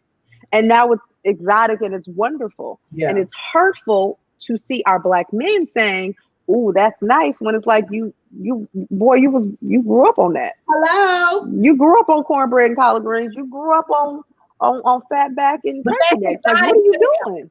That's exotic. It's not exotic. What was exotic was what we were, which is why Hottentot Venus was placed on display as a freak. But which was also why they were paying money to have sex with her. Okay. Say it again. So let's not and I'll be honest, going back to talking about the Chi, I have gotten a couple of people talking about Tracey's weight gain, but I'm not gonna lie to you. I'm not gonna stop eating. I'm not gonna stop being a norm because we need to see women's bodies that make sense. I'm tired of watching size 2s fight against the big 6 foot, 400, 5 foot pound man. Like, I'm tired of seeing that. It's not realistic. He's gonna fling her ass across the room, but I will sit on you and you will feel it. I'm gonna fight back. You will not toss me around. I'm not to be taken lightly, honey. It's built for grown men, not for the weak egos or male fragility. It's not built for that. See? But y'all have loved that and decided that was the thing on white women. But as a Black woman, you can't accept it. Not acceptable, people. No, respect the culture and where it came from is all I'm saying. That's it. I love it. I love it. So another, I just wanted to go into the Zonique the daughter of Tiny and T.I.'s stepdaughter, announced that she was pregnant and took a lot of heat on social media. What did you guys think of? And Tiny came out with a very strong, impassioned, motherly defense. What were some thoughts maybe around this? I just really wanted to highlight and share how, again, our reality stars, their lives, some things that happen in their lives, and then again, how this mom really came through with a strong critique of some of the criticism that her daughter was facing. Shout out to Tiny. And she should have. As a mother, I can speak on the topic. Yeah, go ahead. Listen, this is a young woman that has selected a man. They're both fine without their parents. They have their own careers respectively. And if they decided to bring a child into this world, it is a blessing, not a burden. It ain't got nothing to do with us. Don't yuck their yum. This is a woman that is proud to be pregnant and proud to be with the man that she's with. And what is the difference between your white mamas, your grandmamas, and your aunties? Okay. What is and did it as teenagers? You know what I'm saying? Like, leave it alone. And Kylie Jenner wasn't married when she had her daughter, but yet and still we want to make an issue of Zonique. This is not new, and I just think the level of judgment. Thank you, Dwayne. The level of judgment that we have placed and the level of pressure that we keep placing on young Black women has, like, y'all got to alleviate this pressure because they're just living lives like normal people. Yeah. But she's not doing anything any differently than me, myself. I was 22 when I had my daughter. And I promise you, it's the best decision I've ever made in my life. Don't yuck her yum. Do not yuck her yum. Let that woman be very proud of her baby and the man that she has selected. And if it goes left, we as a community, tossing back to what you were talking about earlier, the way I made it through was my village. I could not have made it without Tracy Bonner. I could not have made it without my mom and my dad, my sister. The village is very important. It is very prevalent. Let these young women make their mistakes and be there to lift them up. Stop tearing them down, because what you're doing is creating another generation of downtrodden, sad women. When actuality, y'all want to dump all your fucking woes and problems on them. She can't bear that burden if y'all keep tearing her down early. Build that woman up. If her family is there to support her, we have nothing to say about it. No. Let her enjoy her pregnancy. You're right. My only issue is I just wish, because she has a support system. Mm-hmm. We've got to do a better job, though, at encouraging our young ladies to choose wisely in the kinds of men that we have babies with. I know shit happens. Things happen. We get okay. But I'm just saying we've got, I don't know this young man, but I looked at his Instagram and it's just like, is this what I want my child to grow up watching? He just. But Tracy, that's you passing judgment. You don't know that man outside of social media. We all know that people create personas online. That man could be. Wouldn't want her mama being with T.I.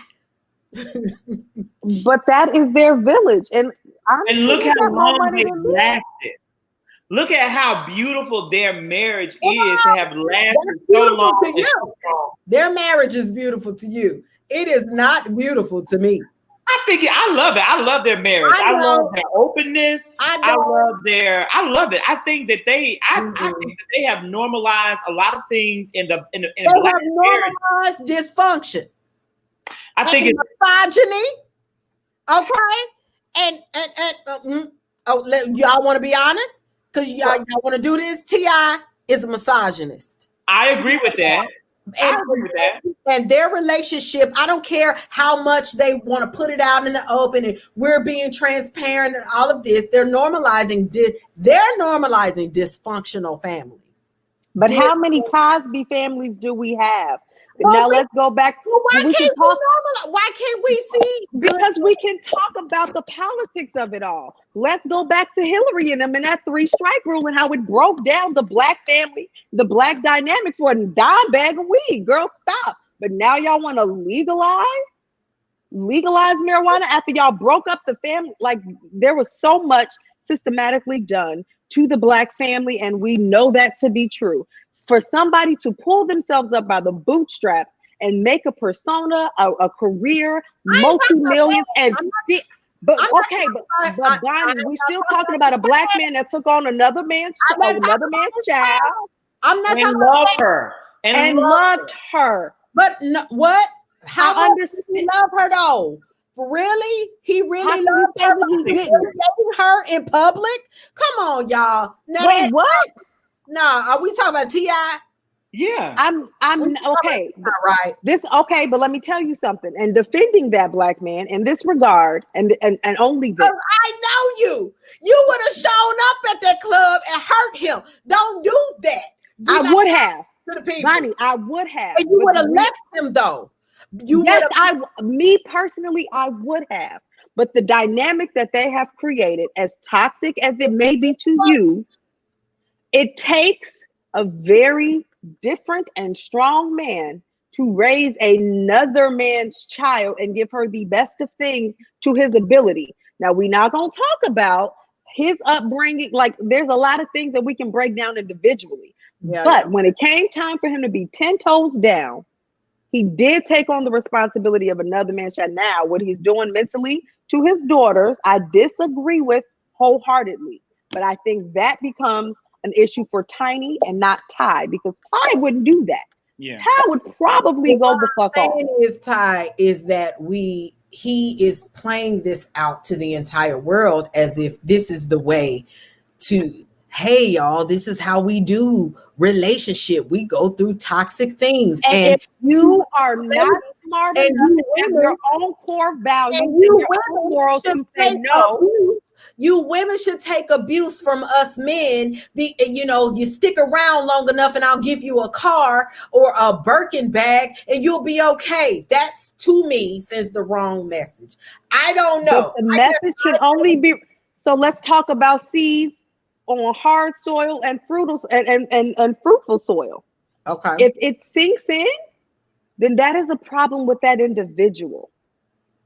That is a problem with that individual. I will commend them for making a mountain out of a mess. And what you're doing right now to me is no different than motherfuckers nitpicking at Kamala. We cannot talk about the negativity constantly. We got to start finding ways to find positivity. And if it don't resonate, Tracey, if it don't resonate with you, then don't let it settle. Because I'm calling a man's misogyny out? Are you serious?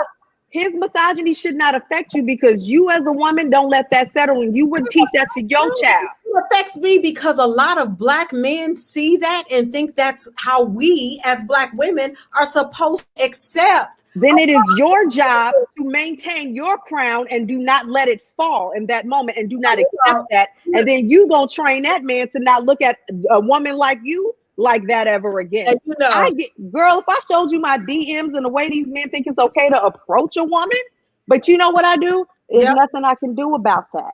Yeah. Because I'm going to acknowledge the king that comes to me and sees me for what I am. Because that's the way my mom and my daddy raised me. That's the way your parents raised me. What I'm saying to you is they have a larger impact than we do. I know we can only control what it is that we do, but I also feel like people in their position have more of a responsibility to the masses because more people are paying. He doesn't know any better. Huh? And that's what I was about to say. I'm not excusing you. How does he not know now? How with age comes wisdom, and he has had plenty of opportunity. He has had plenty of people. I agree.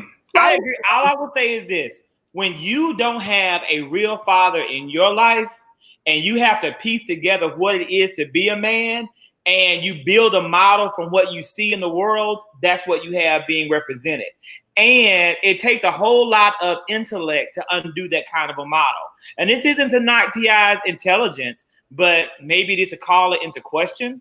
And hopefully, as he continues to grow and continue to evolve, he'll get it. But it will not undo the damage that has been caused to those. It won't undo those children and those young women. Denise agrees with you, Tracey. This is another master. With you.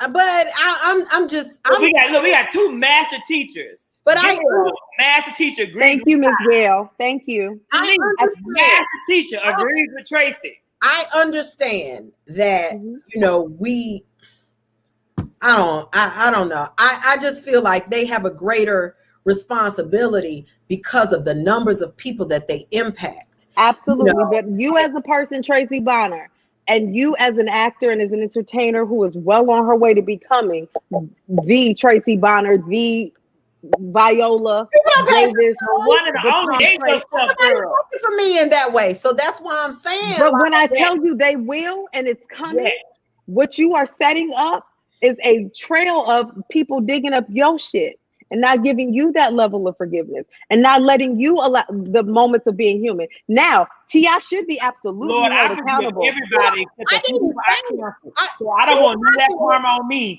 I'm gonna be still doing lives when Tracey's rich and famous, and I'm gonna begging her to give me a few pennies here and there. So I don't want no bad karma, even though I canceled Nick Cannon and H&M and Starbucks and Wendy's and a whole lot of other people, Lord. But forgive me and don't let nothing come back on me. I'm not saying that I don't have a past. I'm not saying that. Everybody does. What I'm saying is their present. Yes, ma'am, Ms. Gail. Their past is still their present, is what I'm saying. I understand. Out the things that they have done in the past. It'd be different if he had created a path of consistent non-misogyny behavior. I could be like, you're right. I'm just saying he's still doing it. Okay, but the original topic, and I don't disagree with you because he does a lot of things that make me go, sir. But I don't let it settle. I'd be like, no, sir, that's not okay. And you should not do that to that young woman. However, howsoever, the topic was this young woman selecting the mate that she selected to have a baby. And you were saying that you disagree with that kind of man. And what I'm saying is, what is going on goes so much deeper than what we see on the surface. We should absolutely take these moments because we are all a broken person.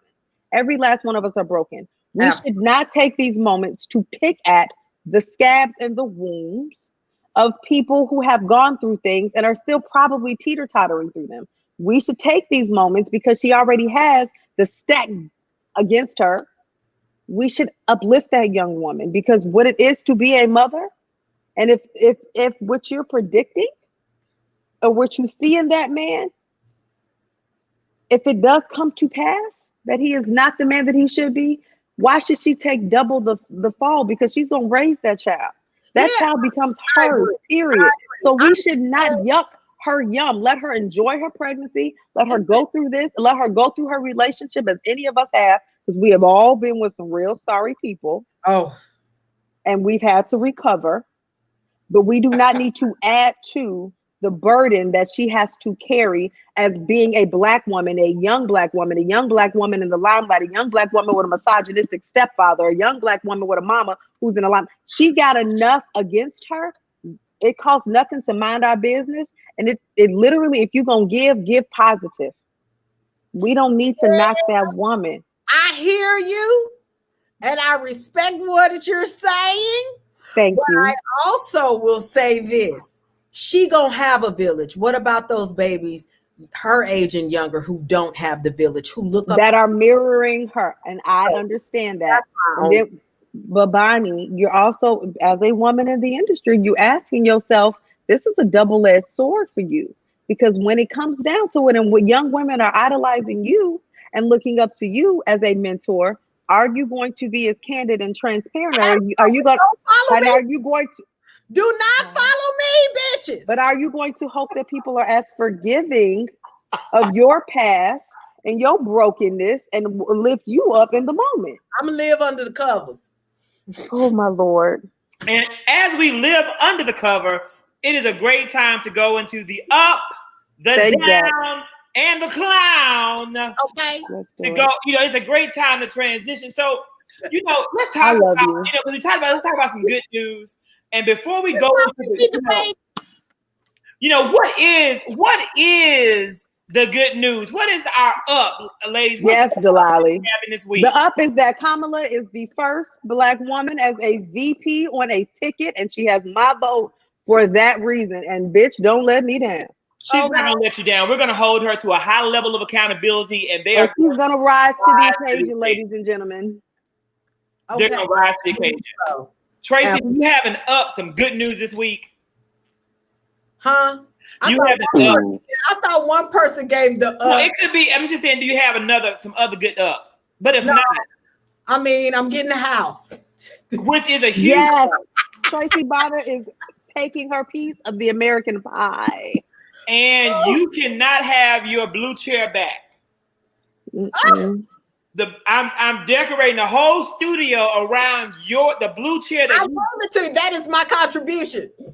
So I'm decorating the whole studio. The furniture for the studio arrived this week. I just got to put it together, and it's slowly but surely gonna look. You will not be seeing the stairs in the background and the dining. Those are very nice stairs. Honestly, truly, I like them. But you mansion a nice, real working space soon. So here is Celeste. That's right. Yes. So Tracey's very transparent, and we are gonna hold them up. Absolutely. So, and congratulations to you, Tracey. That is good news. That's a big up. So let's talk about the down. And here's some down that was very disappointing and something that we need to watch for, guys. So, in China, they've had to ship in food from other places, and they routinely get, there was a whole mass order of chicken wings that they shipped into China from Brazil. The wings tested positive for the COVID-19 virus. The virus was all over the chicken. I did not know this was going. They are expecting every single export they bring in, and the wings did test positive in the Chinese city of Shenzhen for having COVID-19. They were frozen wings too. So the frozen. I thought COVID couldn't live in the cold and the extreme conditions. So was COVID living in the cold, y'all? They were imported frozen wings, and a surface sample of the frozen chicken tested positive for coronavirus. And they had to destroy all of the wings. Are we going to become vegan? No, I'm just simply pointing out that I don't know what it means, but I think this is another one of the big downs. There's so much we don't know about coronavirus, and we're being forced to reopen schools that is extremely concerning. And that kind of goes into a clown that I want to share. I know we all have some clowns, but there is a big clown in Marion County, Florida, named Billy Woods. Billy Woods is the sheriff of Marion County, Florida, and he has forbidden the citizens of the county from wearing masks. Excuse me? In Marion County, Florida, it is forbidden for any citizen to wear a mask, and if they do so, they will be ticketed, fined, and possibly even arrested per the mandate of Sheriff Billy Woods. So who is going to arrest that man for homicide? Okay. Because that's what it is. Who's going to arrest that man for homicide? But you're not going to arrest him when Governor Ron DeSantis, the leader of Florida, is endorsing it, as is the president, of the United States, which goes back even further to the dangers that we're living in and living under this administration. So that's my clown of the week, and I hope he gets it. I got one more clown. What's your clown, Bond? When Shira Tripp out of Norfolk, Virginia, ran over her husband and hit him with a bumper, y'all. And threw the bumper on him, y'all. I mean, she did it on purpose. Yeah, he cheated on her. She hit that man with a car and a bumper. Yeah. So, y'all, that's what I'm saying. Toxic relationships. Get out. Why you can't? Yeah. Other men is out here. Now, trust me, back in 2012, I was a fool. Ty was there. She was there when I was a fool for a man. It's okay. Okay. So y'all was there when I was a fool. It's okay. From under the covers, Miss Gail. What's her name? Celeste. Not Celeste. Celeste. It was Miss Gail. Oh, Miss Celeste said, "Help comes in the sharing of the stories." Yes. The covers. I'm telling you, I was a fool. It takes a fool. Not me. House forever. Not you. Got to get out. When the relationships are toxic, I've been a fool. We got to get out. We can't run him over. What you gonna do in jail? Talk about how you hit him with a bumper. Write a book about it. Google Tracey 20. Do not Google Tracey Bonner 2012. I have done my best friend duties and deleted all that thread. Don't worry about it, Bonnie. I got you back. Covered. It's Miss Celeste. I'm sorry, Miss. So, in addition to our clowns, we also have the products that we love. So, Ty, I want you to think about something that you and I actually have a product to ask you about. I hope I don't think I'm going to remember the right name, but I hope you know what I'm talking about because it's in Chicago and it's now become a worldwide syrup. It's a syrup brand in Chicago that I saw on the news, and it was take off of Aunt Jemima, and I'm here for it. Yeah, it's a black brand. It's been around since the 80s. The old family recipe made in Chicago, and it's been in Chicago since the 80s, and it's meant to replace Aunt Jemima. Is that syrup worth my money to order some off Amazon? I cannot confirm or deny said syrup because I too have grown up on Aunt Jemima. But when I tell you my big box of that syrup, even if I don't like it, I'm gonna pass it around. It's gonna be Christmas gifts because COVID, we can't go nowhere, no way. I'll just start sending out syrup because support Black businesses and especially when they're from the home team. Yes, I will check back with me in a week. I'm gonna let you know. Go to the store because we can't buy it in our stores, but you can buy it in Chicago. So I'm going to wait on your response, and then I'm gonna order some, and I'm gonna try it out. And I'm going to see if it's good and if it's really, really worth it. Tracey, what are some, and I also, while you're thinking about some other products you recommend, I saw that you ordered the candles from last week's guest. Tell us all about the candles, Tracey. Y'all, so Nikita from last week told us about Candles from the Heart. It's a 10-year-old boy from Texas who is he is homemaking these candles to fund his dream. I'm a little tipsy. To fund his dream to go to Howard University. And so like Kamala Harris. Ain't you? You know, I wanted to support him. I'm so glad I went to TSU. You know what? I will talk about that later. I'm so glad I did because oh my God, this is crisp laundry and it makes my house smell good. So good. I have one by my bed. I have one in the living room. And this is the third one I haven't lit yet. Candles from the Heart. Candles from the Heart.com. Heart, H-A-R-T. His name is Hart Wilson. So I'm in love with him. Tracey, is the candle, is it really strong? Like where I would really be able to burn it and it would really go through my house? It'll permeate the room. It is so good. Tracey, I'm ordering my candles in the morning and $8. $8. $8? Yeah, they told us about this last Thursday and I got it like 3 or 4 days ago. So yes, it is Celeste. He might not even get you. He might blow up Shaway. I'm into it, and I'm going to promote this young genius. That's right. I'm gonna order now. I'm ordering Candles from the Heart today, and I'll be posting about it as well. Ty, is there a product that you're loving that you would like to recommend that we check out and try? I'm very much so into Honey Pot. As a Black woman, as a creator, I love all things that she has on the market right now. What is Honey Pot? It's a line of feminine cares. It's tampons. It's feminine washes. It's like organic. Yes, and it's all the things that are healthy for a woman's beautiful flower. And I'm very much so into it. She got a lot of backlash from people being upset. I think her line entered Target and they were very upset when they put a Black woman on the forefront and Black women in their reviews. And they were very upset when they found out that this label and brand was owned by a Black woman. So it made me buy everything in the line. Just off of call and response, I bought everything in the line. Who was mad about it? Let me go. Karen and them. Did Target take the product away? No, because actually what happened was and I will say this isn't up. Black people made sure we ordered it all. It was on back order for a long time. Oh, that's very good. I'm about to get me Honey Pot. But I don't order it through Target. I order it directly through her website. And if it's on back order, I just wait.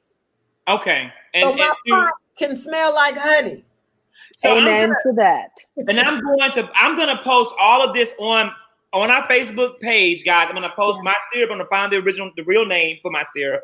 We're gonna post Candles from the Heart in a link.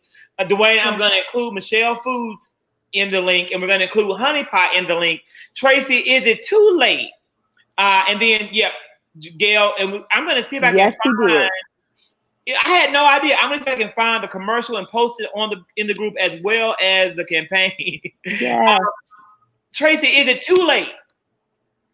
No, it's not too late. I have about 7 slots left. So if you want to increase your self-tape skills, please come to my Master the Art of Self-Tape workshop through Congo Square Theater Company. It's at Congo Square. It's in Chicago. Yes, congosquaretheater.org. It's online, so you'll be 6 feet from your screen.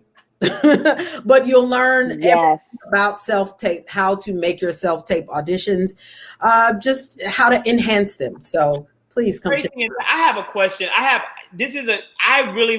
know we talked about this before. Yep. And we talked about you teaching the art. Mm-hmm. And I know that's not, you like teaching audition, you like teaching people the art. Mm-hmm. But is there no way Congo Square could do like an introduction to acting course that people could also take virtually? Because so many people are, in this moment, we have a lot of people that are unemployed, and they're unemployed jobs they didn't want anyway. They were doing things in their life that God did.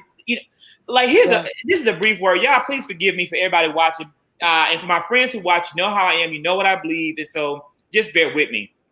And to be honest, I'm gonna tell you like this: if you're hearing this right now, it is meant to be. God has ordained me to say what I'm getting ready to say to you. The Spirit has hit my heart to say it.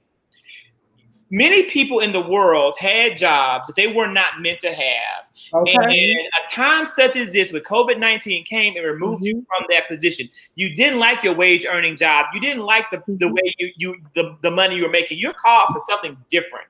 That's why your job is gone. And that's why God has given you an extra incentive in the form of that, unfortunately now, the diminished, $300 extra. Mm-hmm. I think that everyone who is in that situation should be thinking of, what am I really meant to be doing and how can I enhance my life? And Tracy, some people have realized that they're called to entertain. They're called to go into this field that both of you love so much, but they don't know how to do it. They don't know where to start. Tracy, you are a master thespian. Ty, you are a phenomenal actress. Is there no way we could offer some type of course at the same competitive price as what this is for those individuals maybe in the future? There is a way, and it will be in the future. This is our inaugural season to do this. This is our first time having teaching artists teach in this kind of capacity. Mm-hmm. So we're giving it a trial run, and if more people request that, then absolutely. Tracy, it's requested. People talk to me all the time about, well, does Tracy do acting classes? And I'm like, I'm going to work her. I broached the topic. She wasn't receptive. We're going to continue to work on it. Because what people don't. Not the Tracy Bonner with the MFA from the DePaul University, who absolutely teach. Y'all know, I'm going to be honest. I'm going to take it. Tracy has an MFA. I'm taking one of the most reputable theater programs in the nation. Yes. However, during a time when it was very difficult for women of color, for people of color, this woman came through, thrived, and survived, and she is a living testament. Thank you. How I like to be honest with my students and potential students. I prefer to work with artists who have either gone through an acting program and are pursuing acting already, only because I'm not certified to teach a technique. And I believe actors should have a technique under their belt. Absolutely. And I'm not certified to teach that. So for me, I don't feel qualified enough to teach you a technique, but I do feel qualified enough to help enhance the skill that you already have. Does that make sense? It does. Yes, it ma'am. does. But question. Just to toss out, what if somebody has a raw talent? Because coming to you guys, honestly, I'm taking the covers off. I am not trained I had everything that I have learned was on the job. Mm-hmm. So what you're seeing is me, and I'm still learning every day when I go to work every day, honestly. And it is wonderful. What about people who have a natural talent for the thing? And look at what you did. Thank you. Look at what you did. I would work with someone in Ty's position because they have experience. They've been directed before. They've been on set. They've been in theaters. So they have some sense of what it is. Okay. Yes, Miss Max. They have a sense of what it is to already be on a set and collaborate with artists, directors, producers, and things like that. That's where my strength lies. I'm not saying it can't be done. I'm just saying where my strength is. I want Congo Theater to do it. It doesn't have to necessarily be Tracey, but that is such Congo Square. You have been called to the center. Tracey, it's such a powerful collaborative of artists who are. And this is the thing, you guys have the heart to help people. You guys, and not everyone does it. I'm not telling people to go to what we have in Atlanta. I'm being honest because I've heard too many horror stories, and I've heard and I don't trust people's dreams to any and everybody, because I believe that if God put a dream in your heart, it's there for a purpose and a reason. And it's people out there that kill dreams, squash dreams, crush dreams, and take it away from you. I'm saying that I believe that you are part of a group of people who are called to nurture dreams and bring them to fruition. That's why you have the MFA. That's why you spend time in the public education classroom, because all of those things have crafted your heart to make you capable of growing someone's dream. Just something to think about. I will take that. I'm just saying Tracey Bonner in particular doesn't prefer to work with new fresh artists, because Tracey Bonner doesn't have the wherewithal. What I'm saying is Congo Square has artists who love that shit. Yes. And then once you go through them, they pass them to me, and I take it to the next level. And so listen, Triangle Office, we got that. Right. Come on, Bonnie. That's right. We got the art of self-tape. We got the business of acting. We got audition for the stage. But some people need the beginning fundamentals. So I just want Congo Square to think about that in this quarantine time when people are unemployed and they actually have the time to put into the work. So we want to see that. So for everybody out there, Angie is raw talent. I believe in my girl, Angela Maxwell, a history maker. Come on, Angie. We need you, Angie. That's right. So it's happening. It's coming. So everybody, thank you for joining us. Ty, thank you so much. This has been beautiful, beautiful, beautiful. Go, best friend. That's my best friend. Thank you, Zach, for having me. This was so much fun. I gotta give a shout out to I gotta give it a shout out to my extended family. TT Taryn. Oh my God. Daddy. My village. Yes. My second mother, Miss Davis. Thank you, Clayton. Miss Davis, get well soon. I love you all. Ty, thank you so much from the bottom of my heart for doing this. You don't understand what this means to me. I'm a super, super fan. You already know that. I love you and thank you. I love you forever. Olive juice. Olive juice. Olive juice. She knows. Thank you guys for having me. This was bring you back spectacular. I love you. Watch The Chi on Sunday. I will be here. I'm gonna catch up. So I got eight episodes to rush through, so I can. You better hurry up because you need to get through this season, because I would love to come back and discuss. I can't wait. The transition of The Chi with you. That's what we're gonna do. So we're gonna put that on the books. I can't Zach, wait. I want this show to go as far as the stars, honey, because you are necessary, essential, and I thank you for doing this. Thank you. Thank you. Thank you. Bye, guys. Bye, Miss Bye, guys. Bonnie, FaceTime me now. I am. I love you. Okay, I love you. Bye.